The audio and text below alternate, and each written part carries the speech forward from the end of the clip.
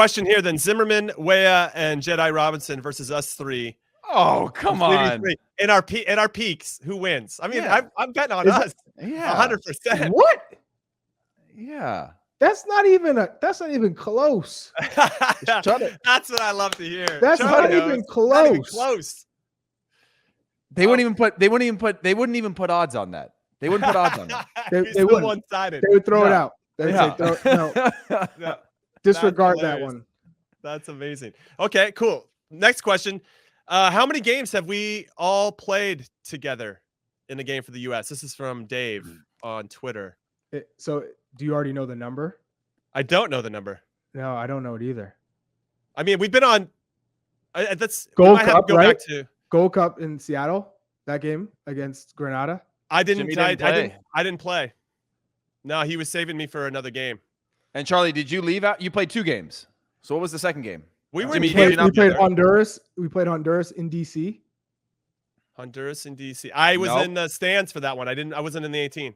And we played Haiti in Foxborough. Yes, we did that one together. Okay.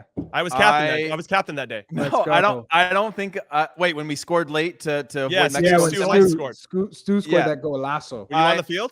I think I came in the second half. Jay Heaps remember when Jay Heaps got chopped up in the corner in that one? Yeah, he did. And then, wait, is that 2 consecutive? That's 2 straight for Jay Heaps. Hey, that was in his home stadium. You got to catch heat for that. They had a banger in that game, but also for that. But Luis Robles, I think, got beat on the second post on one of those ones as well. Hey, stop getting these guys just strays, throwing. Man. Like, literally. Well, I remember I was on yellow card trouble, so I didn't play that game, and I think I may have come in, but I don't know. I'm trying to think of. I distinctly remember being on the field when that goal celebration happened. So I'll check it out. That might be the only one, but I know I definitely didn't. We were in camps together and we were on rosters together. But in terms of us being on like Copa America as well, but I don't know if we were all on the field at the same time, which is kind of sad now because I feel like we would have won every single game. Wait, we were Copa America versus Colombia. I didn't play that game. Oh my God, it's crazy. Yeah. This is wild. Yeah. Oh no, I didn't play that game either, guys. I don't think we have a game together. WT Native's giving me a hard time. He was saving me for another one. He was trying to rotate the squad. I can't believe Jimmy's using that he was saving me. He was saving me. I had a talk with Bob, and that's what he said. I'm going to save those legs for the big game. You know, I'm going to save those legs. Landon is a starter on this squad. He's a starter on any squad if he's in his prime. Yeah. Okay. Next question then. And who do you think will be the biggest snub from the U.S.'s roster? Ooh, that's a good one. For the 26-man roster now that's been announced, right? It's not 23 to 26. That's a really good one. Who wants to take it? Go ahead, Charlie. You seem eager. No, I mean, oof. I mean, it could be a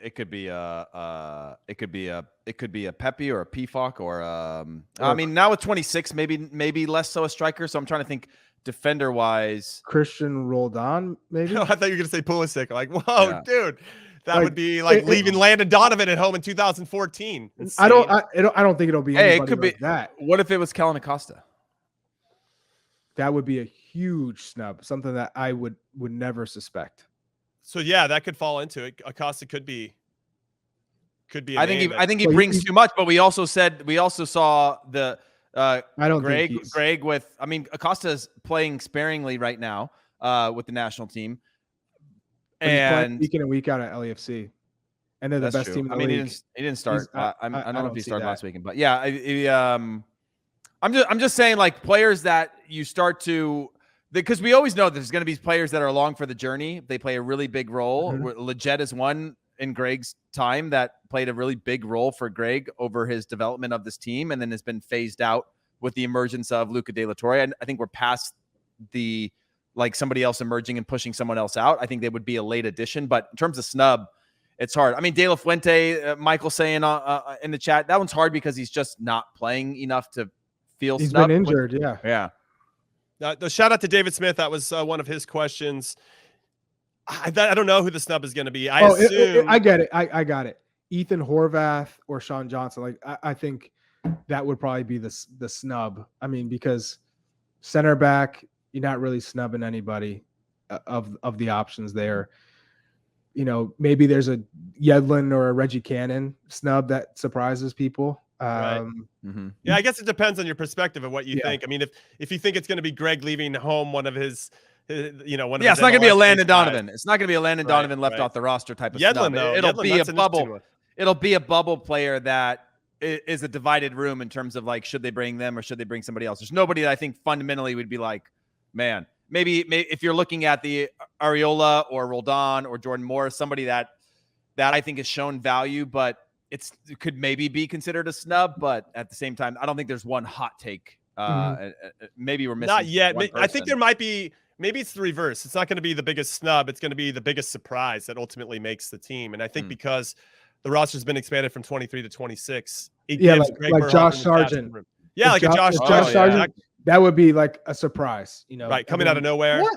Daryl Dike, Sargent, maybe a Matthew Hoppe too, because these guys are on the outside hoping to look in.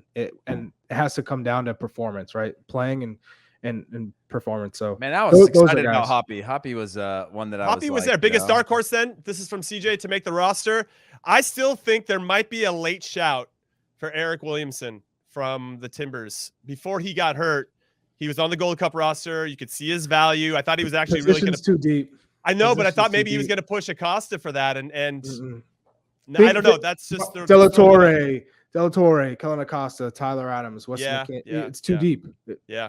Okay, what about Brandon Vasquez or Abobase? Like we've talked about. I mean, I think if they're playing well and scoring goals, you hit 17 to 20 goals by the time you're going. I don't see them going. Interesting. So, who's your biggest dark horse then, Charlie? Biggest dark horse will be Daryl Dike, Jordan P. Folk, or Josh Sargent. Or Matthew Hoppe. One of those strikers. Yeah, I think that's where the dark horse is coming from. Because everywhere else is pretty stacked. Maybe like a Mark McKenzie at center back. Right. Dark horse. Center back option, potentially. Could be a Mihailovic. It could be a dark horse. Georgi Mihailovic is a good shout. Just because he has a little bit of that something where he can play between the lines. There's something Greg likes about him too, but he's just got to stay fit and get back to peak form. And maybe he's got a shot for that final camp and then, impress there. But I don't know. It's always hard. Final camps, I always feel like they're almost decided anyway. But at least that's what I felt. Now, speaking of final camps, let's get to our final question of the show. And I think it's a good one to end on. And we appreciate all of your support and all the questions that are coming. I like this type of show. Yeah, I do as well, because we're all over the place. And it's great because then we can kind of figure out fun ways to tie it all together. Would any of you make the current roster? That's the question from Will right now. Would any of us make the current roster? I'm going to say that I would be in the conversation for sure, because when Miles Robinson dropped, you're going to need, especially at peak Jimmy. Well, you gotta compete against Jimmy's a dark horse. Jimmy just gave himself the dark horse. I gave myself the dark horse shout. I mean, my clone. It'd be me versus my clone, Walker Zimmerman. Except I'd be minus the headband. So, and not I wouldn't have any Thor nicknames. Thor, yeah. No, I think I would be in the conversation for sure. Charlie would be in the conversation for sure. Conversation? Are you out of your mind? I'm just kidding. Fine. Charlie probably be our starting number 9, and there's not two. Yeah, there's not two left backs in the national team right now. There hasn't been, at least for us. You could say Heath walks in. Bornstein and I were both crap if you want to, but at least there was two. At least there was two competing for that spot, and there was He's nobody just saying else. that because he wants you to think of Bornstein and crap together. But in those words. We're all on the 26. Yeah, I think so too. Yeah, I'd be in the 30 and then left out. Johnny Bornstein would be brought in as the dark horse, and then maybe Johnny. Todd Donovan, and then you, Heath. I think is how it Ramiro would go. Corrales. Yes, everybody but Heath. Everybody but Heath.